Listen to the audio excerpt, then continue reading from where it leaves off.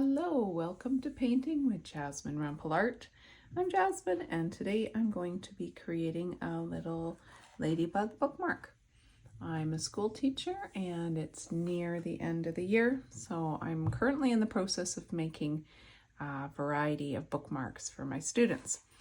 I have been inspired by a book called The Dot by Peter Reynolds. Each of my students is going to get this book. It's just really sweet. It's about a little person who is in an art class and doesn't think he or she can draw, and the art just makes a big dot in the middle of the page, and the art teacher ends up framing it. And from that, the student begins to explore dot making, and in the end of the book, this student ends up having an art show with a variety of dots and inspires others. So I started making dot bookmarks. I can talk. Just playing around with the concept of circles and dots and fun.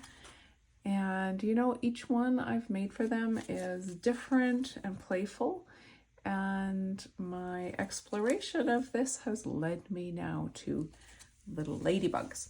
And I thought, oh, maybe someone will want to make their own ladybug bookmark. And if you do, that's great because it's extremely easy and cute. So without further ado, here we go. To create this bookmark, I am going to be using mainly this brush. This is a filbert from Princeton and it is a number 4. And I'm going to use a variety of colors. I didn't want to just use red. I wanted to use a whole bunch, but I will start with red. So I'm using Windsor Newton watercolor paints, and this is a cad red. So I'll just start with a simple little ladybug body shape right somewhere on the page. Each one I put will be random. There's one. Now this is not an exact oval or exact circle. I've left a little space for a little black head later. So there's one. Let's carry on that color somewhere else. Put one maybe just over here as well. There we go. Good. And I'll reach into some yellow next. How about this cadmium yellow. Nice. A nice darker value of yellow, a warm yellow. I better turn the bookmark so not all of my ladybugs are going the same way. At this point, they're all facing downwards. All right, now one's going sideways. The reason I chose this filbert brush is because it's well, it's got a round edge, so that comes in quite handy for the back end of the ladybug. You really could use any round brush that you wanted to.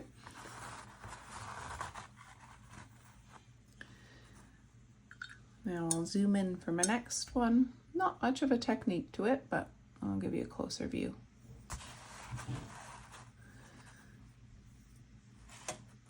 Now if you're new to watercolor, I am cleaning off my brush each time in my water and then drying it a little bit on my paper towel.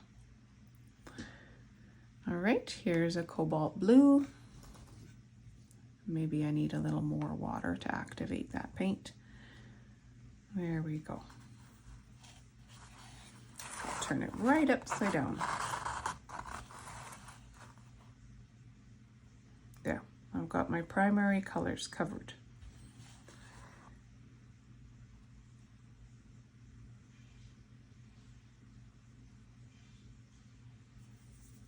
Super. Now I'm just going to keep going and adding a whole variety of color. But to do that, I'm going to pop you on time lapse.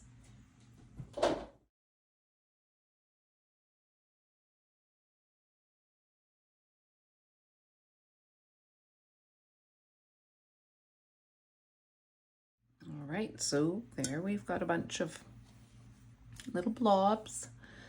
I'm reaching now for a very small brush.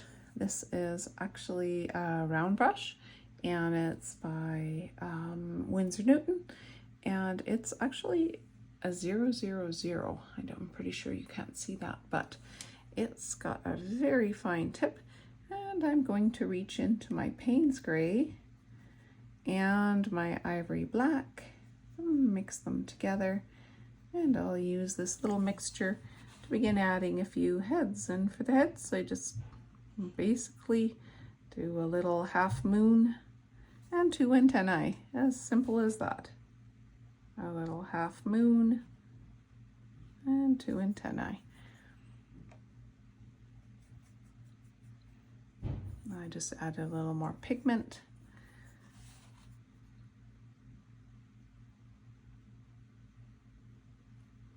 Okay, I'll zoom in for you.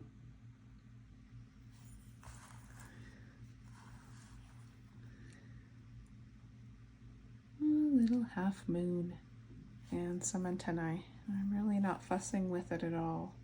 Just applying the color and putting on the antennae.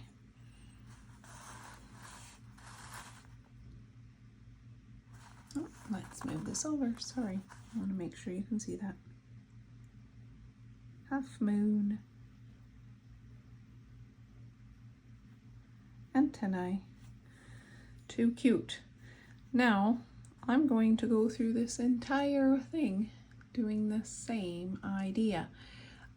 Also, if I'm sure it's dry, I'll do a little line down the center, a wing line, and then I'll go back in a little later and do some dots. So let's fast track the next process.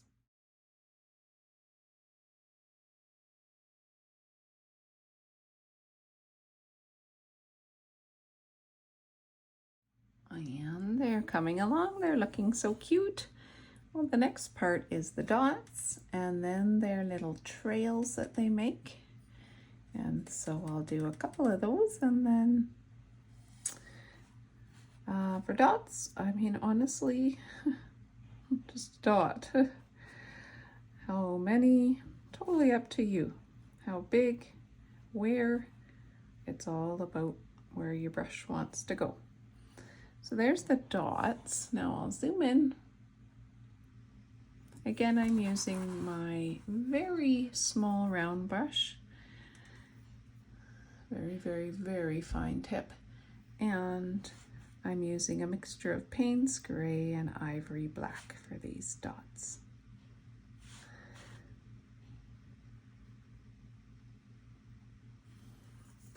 You get the idea. What I'm going to do now is show you how I do their paths, and then I'll again finish that up on time lapse.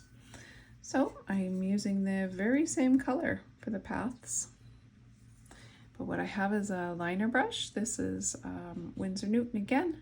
It's a #1 liner, also called a rigger brush, and I'm just gonna do little broken paths from each ladybug. Some I'll do in a diluted mixture of my pigment, and others I'll have a darker, and that way there's sort of a variety to their paths. Add some interest.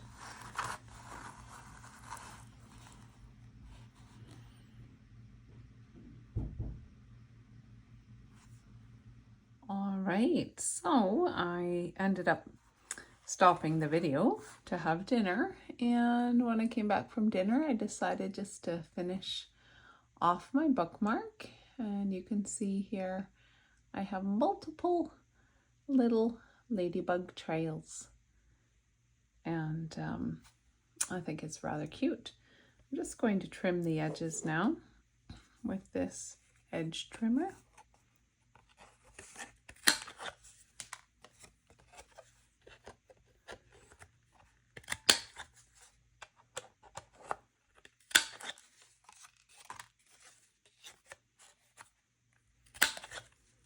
Nice. right, there we go.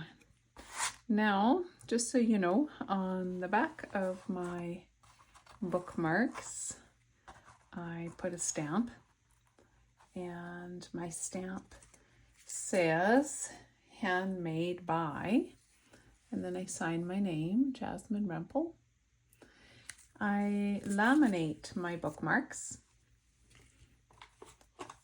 with just a little laminator I bought from Amazon. It's called a Swing Fire. And I also got these tassels from Amazon, and I add a tassel to all of my bookmarks.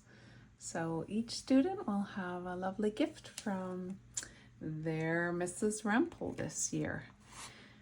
Thanks for joining me. I hope you make your own little ladybug bookmarks, and if you do, send me a picture of them on Instagram. You can find me there under Jasmine Rempel Art, or you can find me on Facebook, Jasmine Rempel.